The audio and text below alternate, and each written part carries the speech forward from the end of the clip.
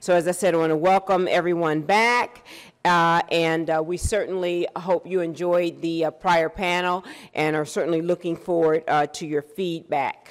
The next presentation will give us a real good opportunity to build upon what we heard earlier today and really begin to think about the future. Our next speaker is Mr. Rob Lazarow, a practice manager with the Advisory Board Company. In his capacity with the Advisory Board, he leads strategic research in support of hospital, health system, and medical group executives through the Healthcare Advisory Board's research program. Mr. Lazarow dedicates a substantial portion of his time working directly with members on site, educating leadership teams and boards about major market developments and the key implications for provider strategy. His principal areas of expertise include hospital physician integration strategy and emerging accountable care strategy. And before I ask Mr. Lazarow to come up, and I get the stink eye from Sherry because I made a mistake. I'm sorry, Sherry. I do have someone's keys and want to let you know that they're here. I love you. It's just a joke. Don't take it seriously. Because she says she's not the bad girl, believe her. Thank you, Rob, so much for joining us. And while you're here, I also want to just personally thank you and the advisory board on behalf of DCPCA and our health centers and others for your generosity to our organizations on a pro bono basis as part of your community support. It has made all the difference in the world, and we very much appreciate what you've done in the past. And trust me, I have this old saying, the more you do, the more they want you to do. So come on board.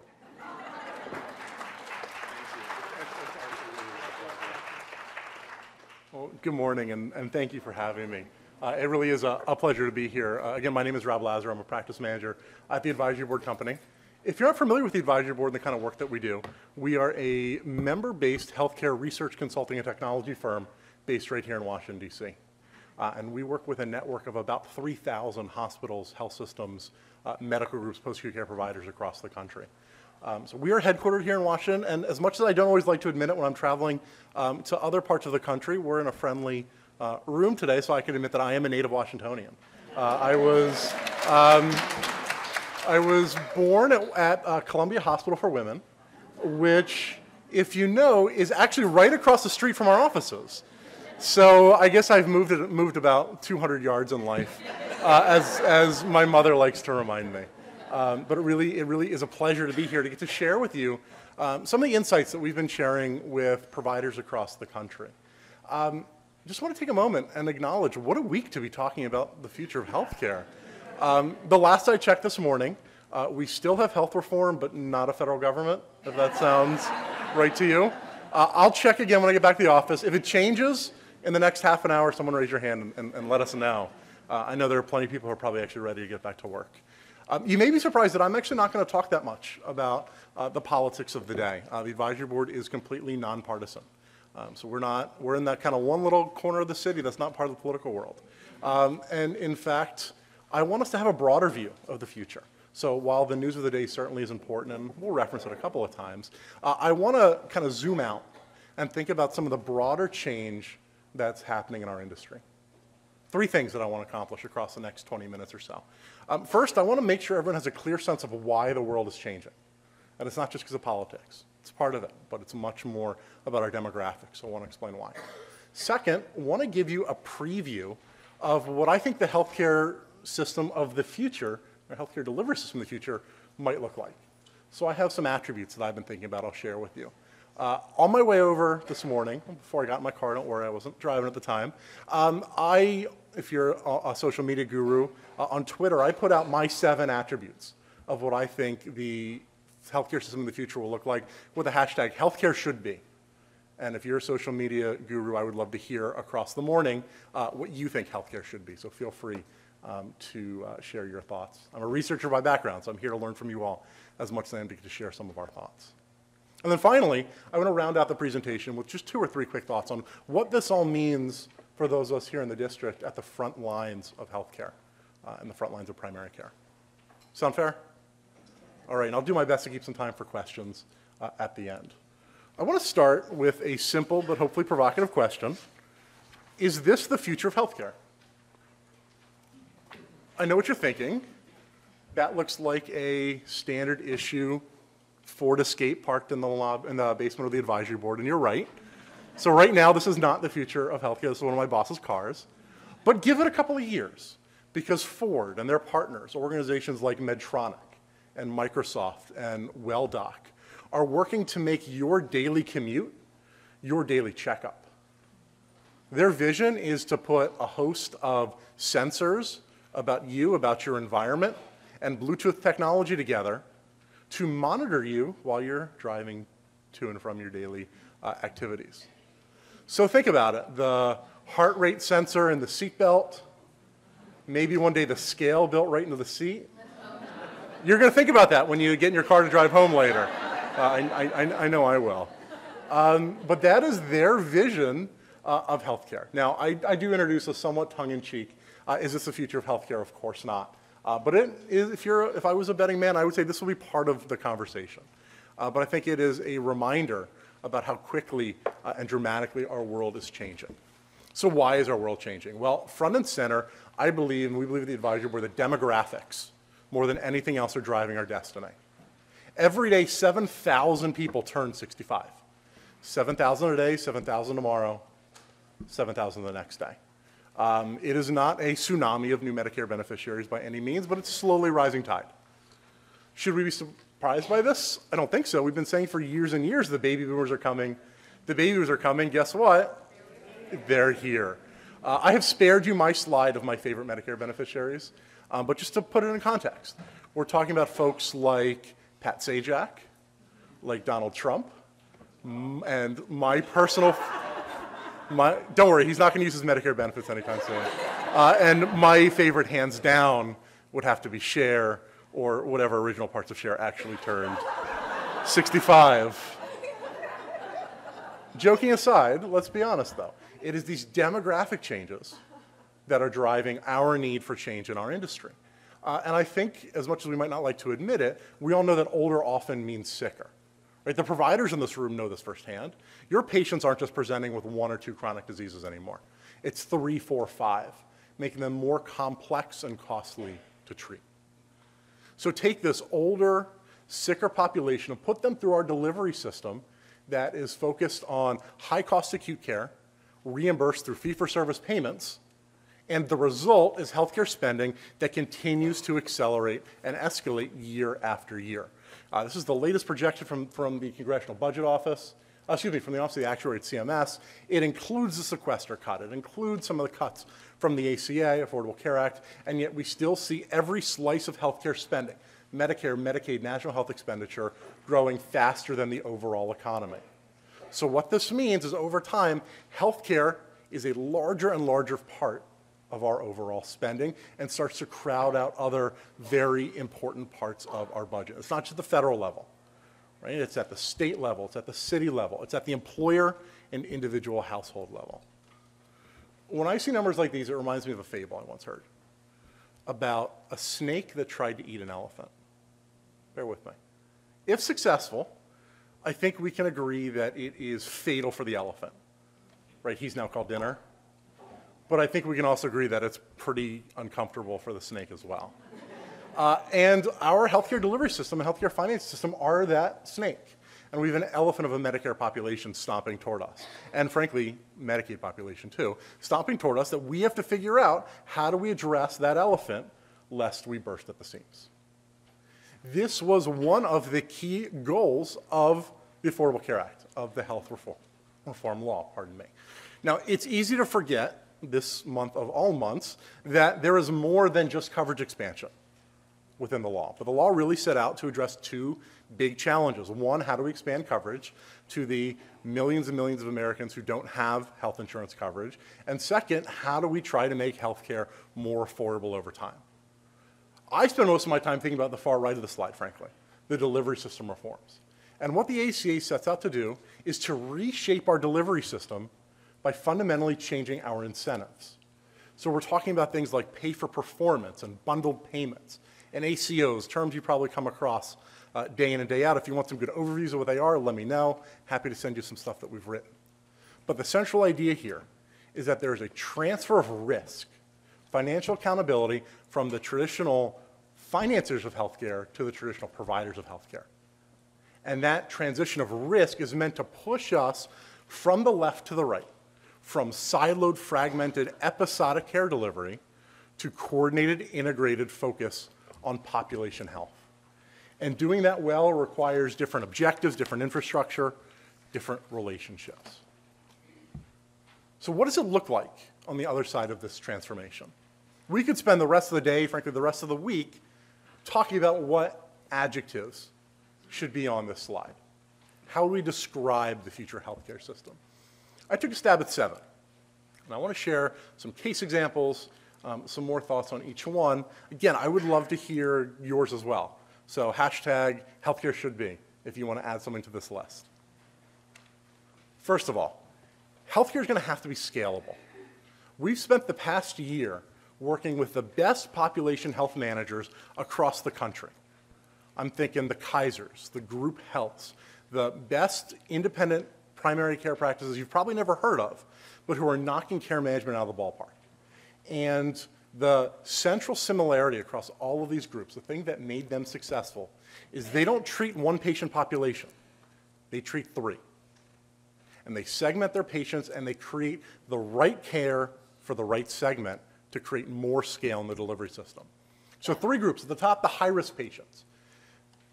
Providers in the room, you know who they are. They're the patients who you're not surprised when you get the call that they're in the ED or they've been admitted or readmitted. Right? These are the top 3 to 5% of spenders. What we need to do with them is throw high-risk care management models at them. We need to try to swap out lower-cost care management in exchange for higher-cost inpatient services.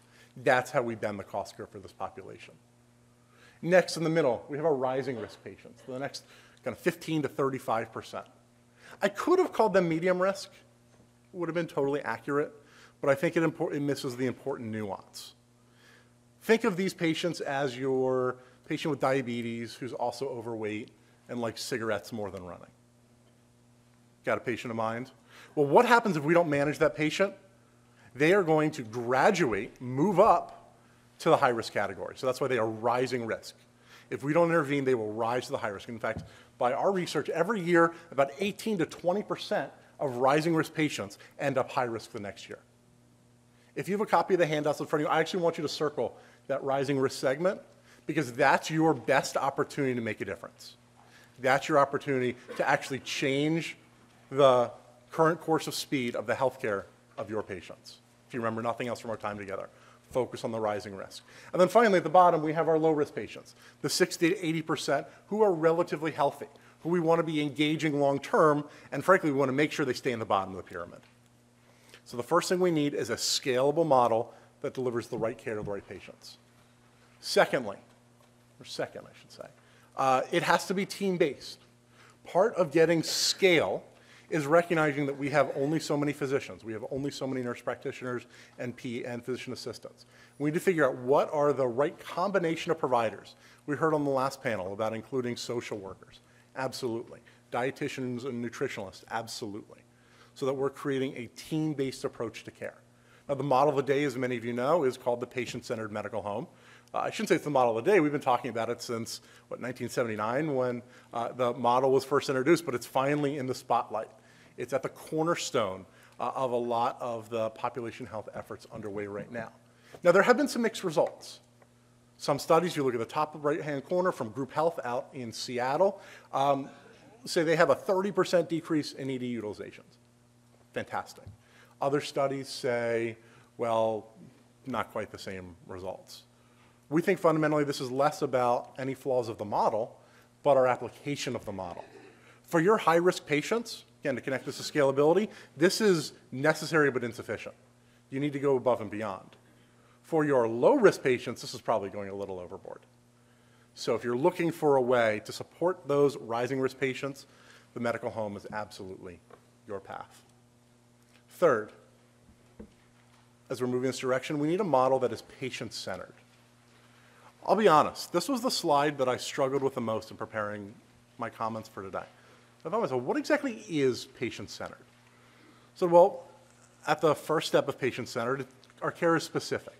Right? It's a unique care plan designed to the particular clinical needs of a given patient. Okay, that should be pretty baseline, I hope at least. I said, wait a minute, we can do better than that.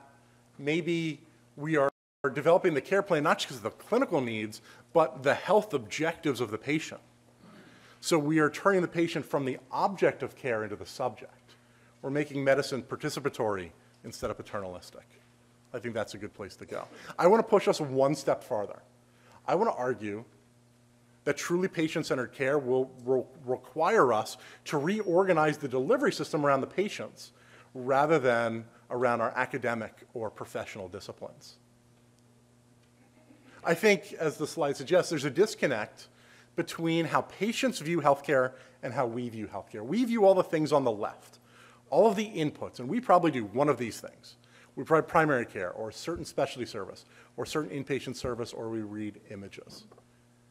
Patients don't think about care that way. Patients want two things. They want reliable, affordable, complete episodes of care for when they're really sick, and they want coordinated, ongoing care management for when they're less sick. I guarantee that nowhere in our city today will a patient walk into a hospital and say, I'm here for this DRG and set of CPT codes. Only we view the world in that language. If we want to really meet the ambition of patient-centered care, I would challenge us to think about what Tom Lee and the late James Mongan from Partners Healthcare wrote in their 2009 book, Chaos and Organization in Healthcare, where they said virtually all physicians and hospitals throughout the world say patients come first, but relatively few are ready to act on the implications of the slogan, which include physicians come second. I would also say hospitals are going to have to come second. So if we're going to really talk about patient-centered care, which I think we all want care to be, let's be honest about what it means. One thing it absolutely means is that care has to be comprehensive. Right? We may see the symptoms of the socio and economic factors that determine healthcare. Right? We may see a patient not following compliance with our medication regimen that we have prescribed. Well, maybe that's because of the behavioral health need. Maybe that's because there's a decision between dinner or filling the prescription. Maybe there's no transportation. As I think about organizations who are really knocking this out of the ballpark, I look to the Bronx. I look at Montefiore Medical Center, the most successful of the pioneer ACOs, working to support over 30,000 Medicare and Medicaid beneficiaries in New York.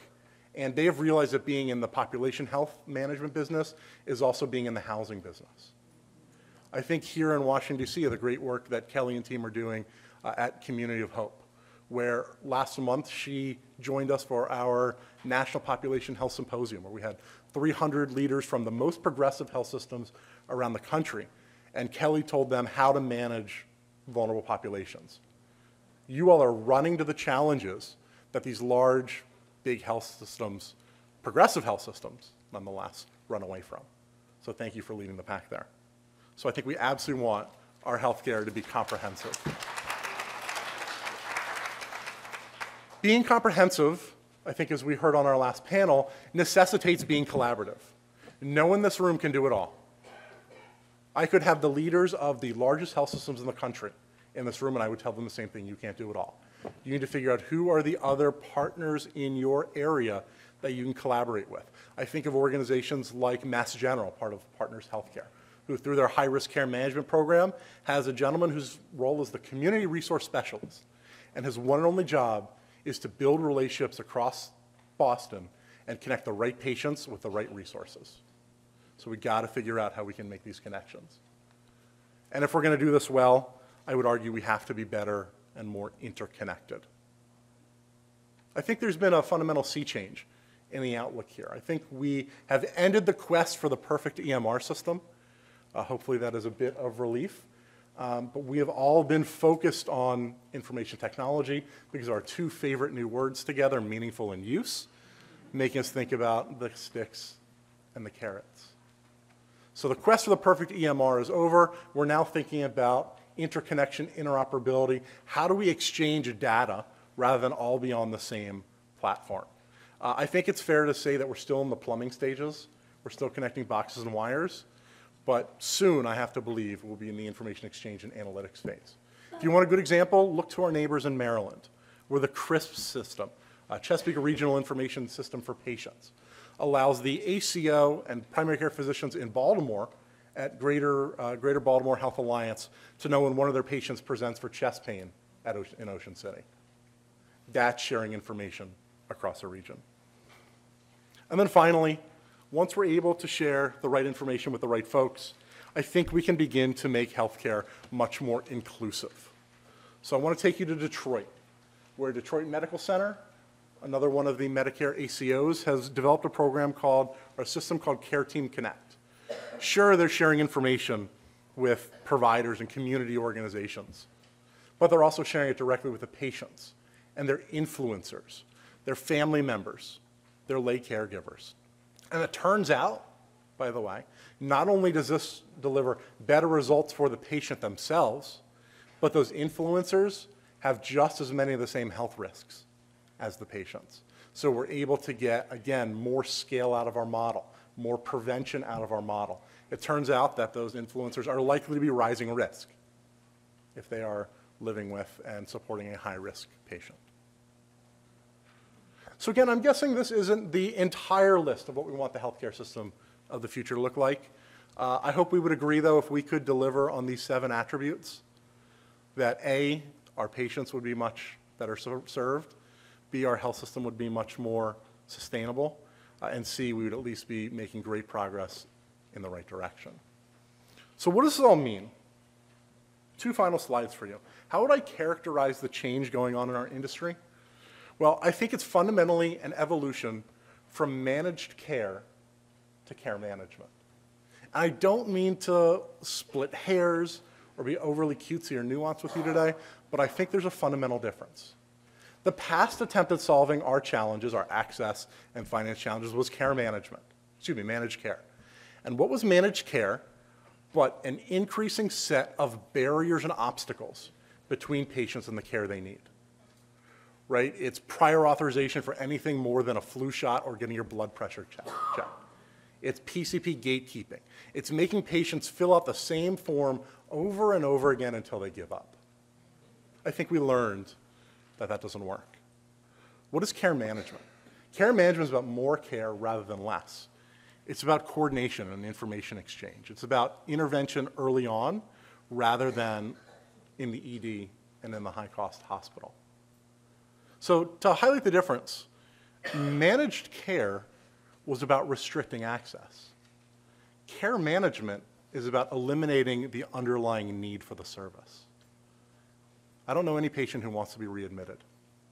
I think this care management world that we're moving into allows us to create the financial model and the care delivery model to provide better care to our patients and hopefully spend less along the way. I want to leave you before I ask a couple, open the floor for questions, with 2 propositions. First, this is without a doubt the most interesting and challenging time to be working in healthcare. I know it makes me so excited to wake up and go to work every day and get to work with great leaders like you all every day. Thank you for what you're doing. Thank you for tackling this challenge head on. We always ask our advisory board members, what keeps you up at night? And I'll tell you one of the things that keeps me up at night is that folks who are removed from healthcare are trying to figure out the answer. What helps me sleep well is knowing that you all at the front lines are the ones actually implementing change. And you are closest to the patient and have their best interest in mind. So thank you for being part of the solution. Second, when we are successful, I'm not even going to say if, when we are successful, I think it's safe to say that we will have made the most significant contribution to our nation in a generation. If you boil down any of the national fiscal or economic challenges we have right now, it all boils down to the fact that 1/4 of our federal government's budget goes to healthcare. And that number, as we talked about earlier, is going up. So our ability to provide care management, to support our high-risk, rising risk, and low-risk patients, to ultimately solve that economic challenge that is absolutely the legacy we want to leave. If we're successful, think about what we can do. We can ensure that both our parents and children have the health care that they deserve. Thank you for having me to share a few of our thoughts about the future.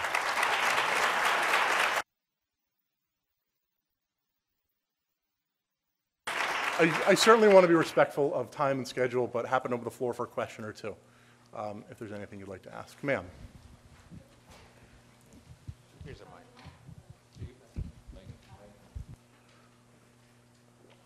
Hi there. Thank you very much. This was really informative. My name's Aquilyn Laurie. I'm a patient advocate and spokesperson. And I have a question about your 7 attributes.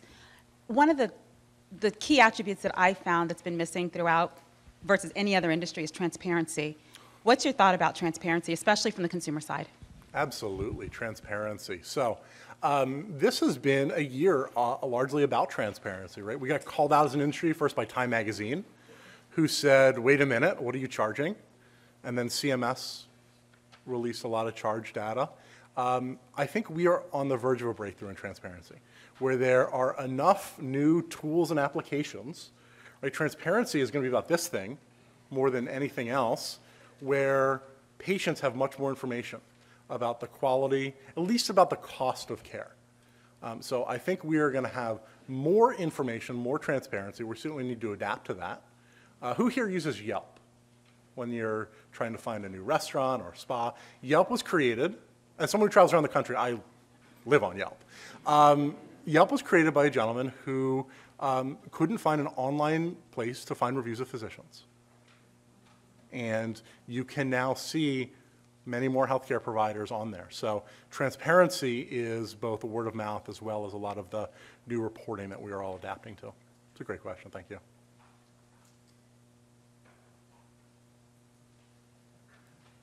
Sir.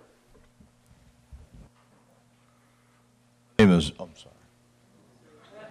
We'll go 1 and then 2. We'll get you both. My name is Julian Wilson. I'm with the District of Columbia Housing Authority. A question I have is a simple one. I see a lot of information about health assessment for the consumer involving the care providers, health grades and the like.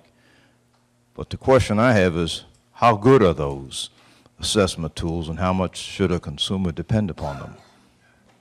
It's a fantastic question. So there is a lot, there's more data out there, but is this actual information for patients? Some is better than others. I know with my health insurer, if they want to steer me in the right direction, it's 1 star or 2 stars, which is probably not the specificity that you or I would want. I think there is in some cases, so much information coming from different sources that it can be hard to process. So I think we're still all waiting to figure out what is the right, best centralized source of that kind of information. It's something that I think we'll continue to be talking on for as part of that transparency conversation moving forward. And then, sir, one more question.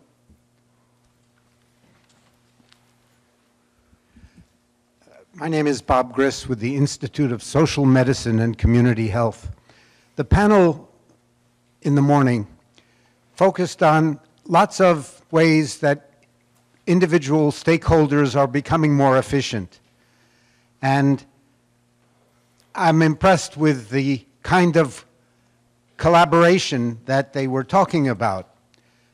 But with 1/3 of total healthcare expenditures unnecessary, if you take into account prevention the way you are hinting at, I'm wondering what infrastructure is necessary to capture the savings in healthcare so that they can be redirected to the social determinants of health that we all recognize are the drivers of our healthcare problems. This is different from a care coordination model, and I'm not sure where the budgets of medical care and public health become integrated. I think that is a challenge, and I'm not sure that we have the structure for it. What do you think? I have. How much time do we have left? I think you're spot on with that. So this buzzword of the past 3 years has been accountable care. Okay, we're all going to be more accountable for healthcare. When we talk at the advisory board about accountable care, we talk about a two-part transition in evolving our care delivery models and our financing models. So how are we providing more coordinated, more effective care? And then how are we moving away from fee-for-service in a way that it creates a sustainable economic model to allow it to continue? What's happening is some of the organizations who are moving down that path, especially around financial accountability and taking on more risk, are recognizing that they have to be the coordinating force. So part of, again, to reference Montefiore Medical Center in the Bronx, part of their experience was in treating a large, originally, both Medicaid and uninsured population. So really the front lines of public health in the Bronx, and they realized that they had to be that integrator. So I think this is where we're going to see the private sector and public sector really have to come together to realize that when we talk about population health, we're talking about the same population, the same people. There are patients, there are residents, there are neighbors. So I think that's where we're going to see, again, private and public sector come together to try to figure out how are the right dollars being allocated, and some of that's going to have to come from the private sector organizations to support those public health ambitions. And thank you for having me today. If you have any more questions, do we have time for one more? All right, cool, one more. I just wanted to ask if one of the emphasis here is to identify those rising risk patients. What are some of the models or strategies? Because you can easily identify those high utilizers and ED utilizers and those that are at low risk. But how do you begin to identify those rising risk patients? Because here it says may have. Sure. It would be so easy if they were walking around wearing orange safety vests that said manage me. But they don't. So we have to figure them out and put either literally or metaphorically tack on the ground and put the safety vest on them. As we work with the organizations who are really leading the charge in analytics and patient segmentation, what they would tell you is move beyond the clinical diagnoses and clinical factors and think about the risk factors. Otherwise, we're going to be, with so many patients having so many chronic diseases and comorbidities, we can't have one program for the patients with diabetes without heart failure and another one for the patients with heart failure. So they would say to look at the underlying risk factors, look at a lot of the statistics that you are clearly aware of. Look at the BMI, look at the lifestyle behavior, look at the socioeconomic factors, look at the housing situation, look at the employment situation, and figure out who are patients at risk. If you go back to that triangle, that pyramid, it doesn't say high cost, it says high risk. So these are the patients who are at risk for being high cost, and whether it's low, rising, or high. So we absolutely are continuing to work on that question. Thank you for your questions. Thank you for your time today. If you have more questions, send me an email, give me a phone call, send me a tweet. My contact information is on the front page. Thank you for letting me be part of this incredible day.